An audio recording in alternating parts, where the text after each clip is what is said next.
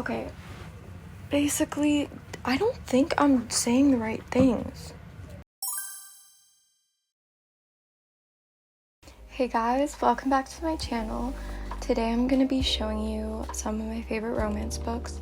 I think I have around 10 to 14 books to show you. Romance is like the main genre I enjoy reading, just fiction in general. So yeah, I just wanted to share these with you guys and let me know if you've read any of these books before and what your favorite romance books are. So I'm not gonna go in any particular order. I'm just gonna show you a book and why I like it, kind of explain, give a little insight on what it's about, and yeah. So one of my favorite authors that writes romance is Mariana Zapata. She is known for slow burns, which personally I'm a big fan of, like forced proximity and slow burns. Also, she writes a lot of sports-based romances.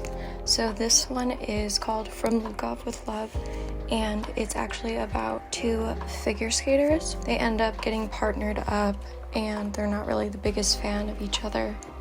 But yeah, they form a relationship, and I don't want to give too much away, but it's a slow burn, forced proximity. I think I give this book 5 stars. Another book by her is called Kulti. It's about a soccer player.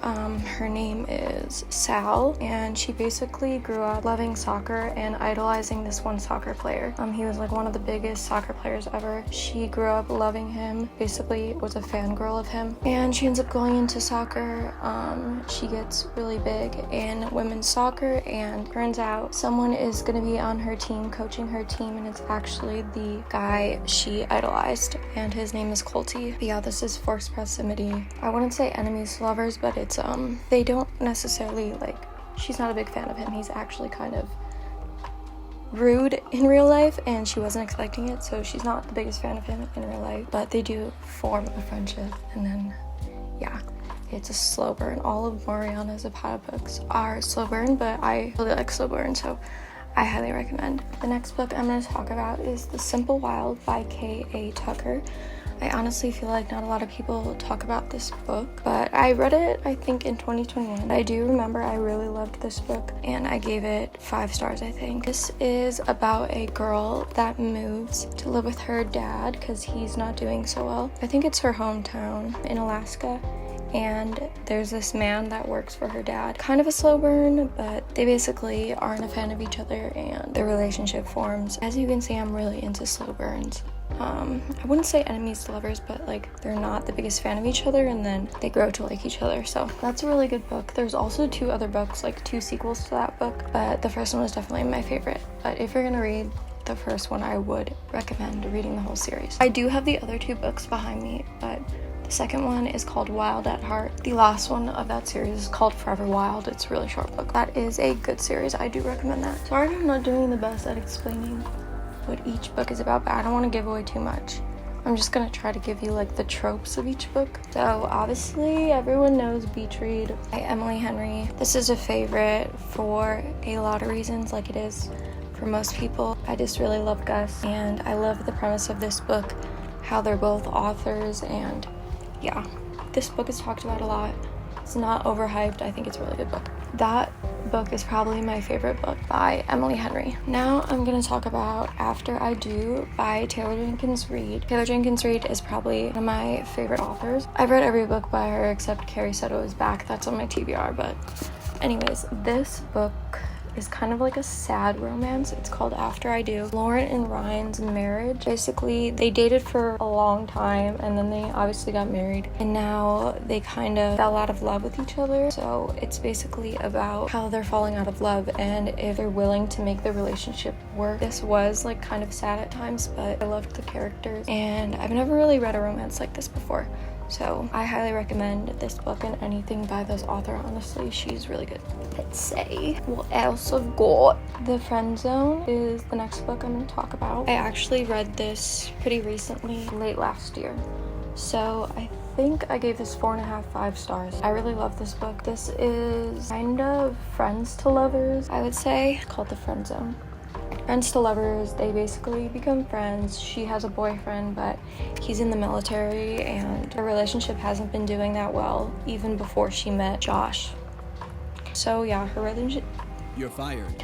her relationship with her current boyfriend. Kristen has a boyfriend, and basically he's in the military, so he's been away, and their relationship hasn't been going well for the past year or so. And then she meets Josh, strictly friends, but they start hanging out a lot, and she never cheats on her boyfriend, but basically she starts, I guess it's not a cheating trope, but she's like very clear on nothing happening between her and Josh, but they obviously form a really good friendship, like best friends, and she ends up breaking up with her boyfriend in the military. He kind of causes the breakup. He basically was supposed to come home, but then he doesn't end up coming home, and she told him, like, if you don't end up coming home, then we're over. I'm explaining too much, but basically she breaks up with her boyfriend and then clearly falls in love with Josh. But I don't know, I really loved the banter in this book, and it was such a fun read. It was fast. This cover's kind of ugly. You know, a lot of people hate these cartoon covers, and I kind of get it. Like, this is one of the uglier ones.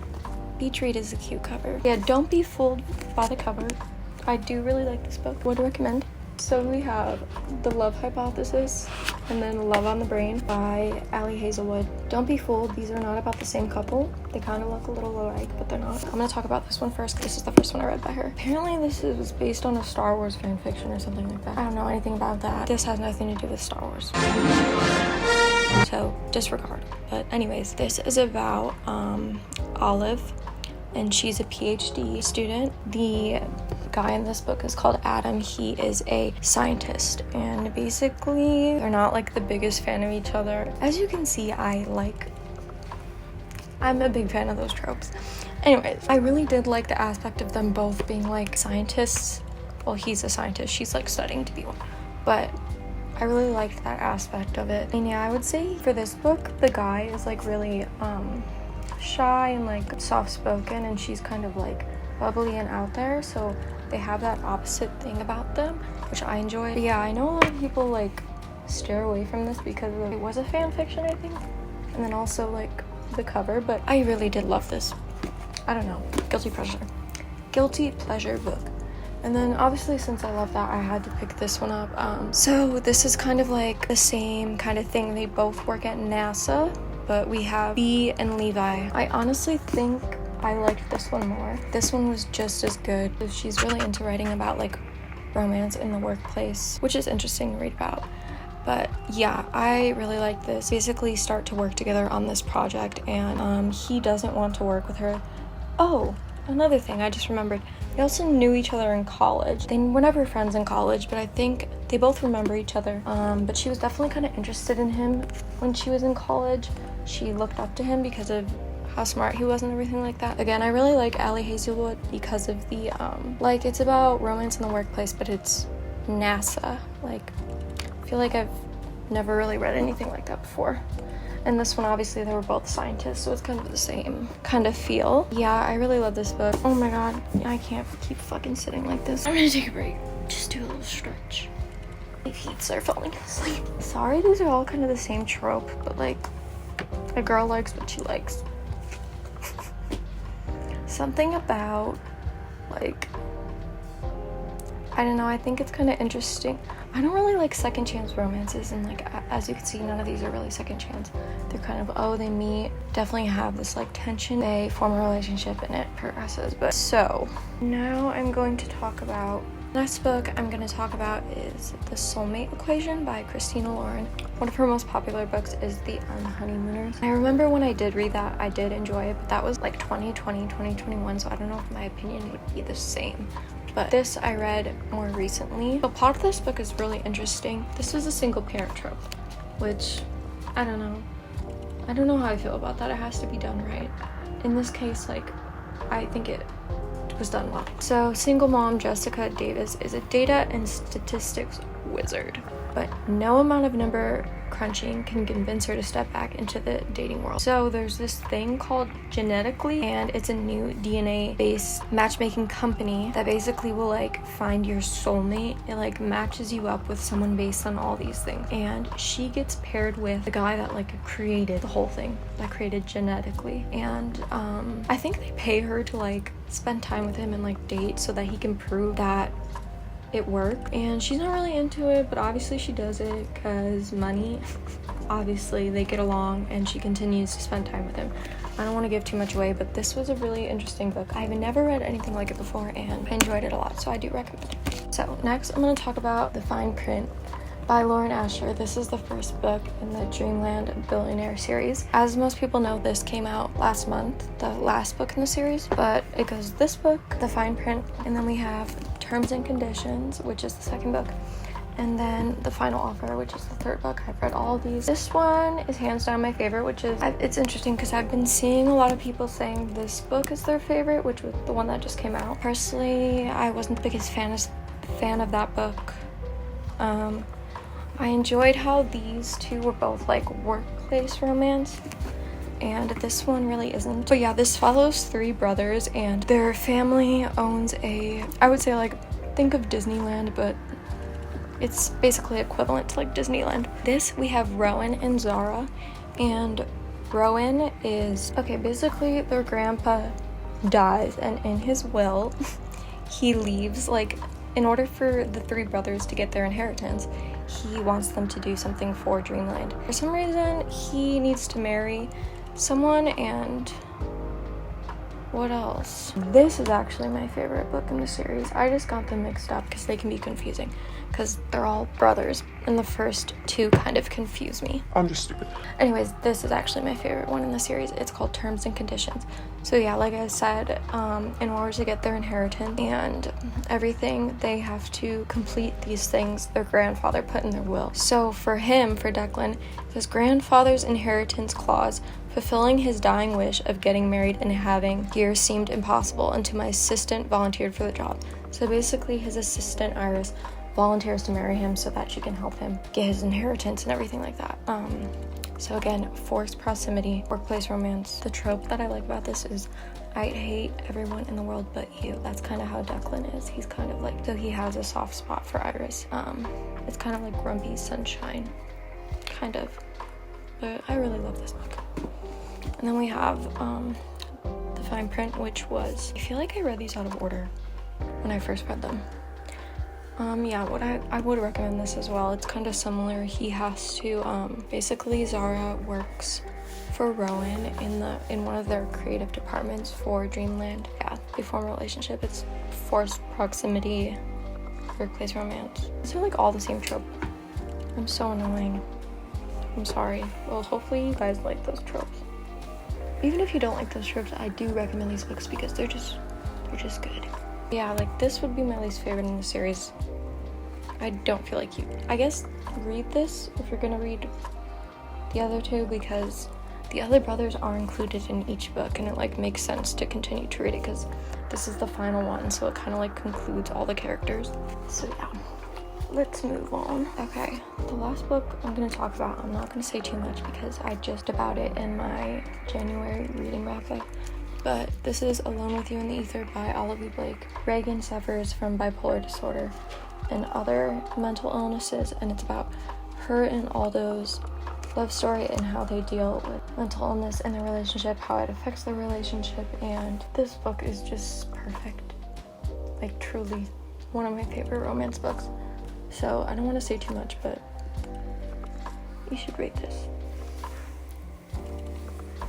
Okay, really quick, I want to show you this book as well. So before I was talking about Kulti and Lukov with Love by Mariana Zapata, I also want to mention this, The Wall of Winnipeg and Me. This is also by Mariana Zapata. Same kind of feel, sports romance. Literally take a shot every time I say forks. Oh my god. Take a shot every time I say forced proximity. But yeah, if you read those other two, might as well read this one as well. I enjoyed them all, but I would say this is my least favorite because like it was really a slow burn. Like, don't get me wrong, all of her books are really, like, all those other ones are slow burn. Those two I just showed, but this one really is a slow burn, and I swear to god, like, nothing happened until like 300 pages in. So like, if you don't like slow burn, probably not for you, but me on the other hand, I eat that up.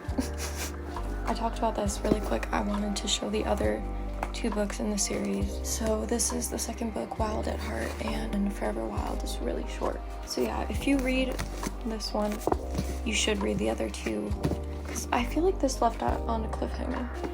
But yeah, just wanted to show those. One more thing. I'm gonna plug my small business really quick because it does have to do with books and such. Kind of. Some of you may know, but I have a small business called Shop Knotted Cherries, whatever you want to call it. And one of the things I do is design little bookmarks, and currently all the bookmarks I have are like Harry Styles themed bookmarks, and I just released some new ones. So I sell these on Depop, and I'll link it in the description, but I just wanted to show you some of the bookmarks I've designed because I'm sure you guys love bookmarks if you're watching this. So my two recent bookmark designs I've done are a bookmark based on the song Boyfriends by Harry Styles. This is a little quote he said before he performed it for the first time at Coachella. So yeah, I just made this little bookmark, and then on the back it has my logo, and then yeah. Let's see if that'll focus. And then this is the other one I just released. It's based on the song Grape Juice, Just Me and You, 1982. See if that'll focus. Anyways, you can look on my Depop for better pictures of these, obviously. And then I have one based on the song Keep Driving. So these designs were originally sticker designs that I was selling, and then I decided to make them into bookmarks because it's something I enjoy doing. And yeah, so if you like Harry Styles, or even if you don't like Harry Styles, these are pretty cute, you gotta admit. Anyways, if you want to check that out, the link will be in my description. It's Depop at Shop Knotted Cherries. I think that's it. Sorry, a lot of these books were kind of the same tropes, and I didn't want to explain too much because I didn't want to give away a lot from each book, but those are all those books are some of my favorite romance books. I'm pretty sure I rated all those books like from 4 to 5 stars. So I did really enjoy all those books, and I highly recommend all of them. Let me know if you guys, okay, obviously if you don't read romance, this probably isn't the video for you, but I'm sorry. But for those that do like romance, let me know what some of your favorite romance books are, and if you've read any of those, or if you're gonna read any of those. I think that is all. Thank you guys again for watching. I hope you have a good day.